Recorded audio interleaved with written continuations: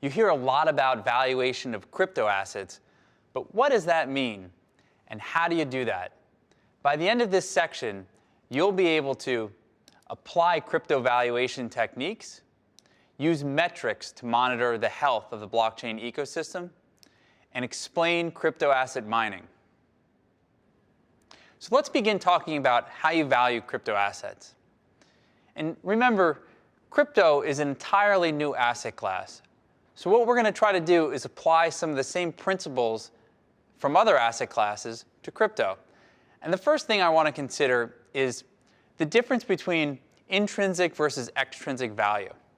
This is something that was proposed in the early 20th century by a famed stock investor named Ben Graham. An intrinsic value means value in and of itself, and extrinsic value is what the market perceives or projects on the asset.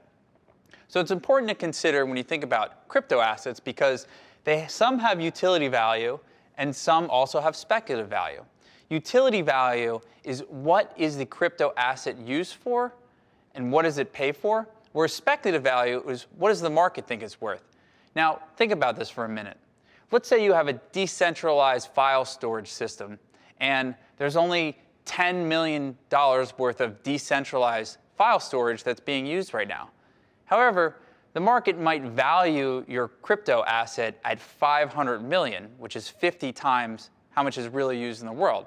So in this case, the utility value is only 10 million, and the speculative value would be 490 million. And you'll see when we start discussing the other types of crypto assets and their values that many of them mostly rely on speculative value.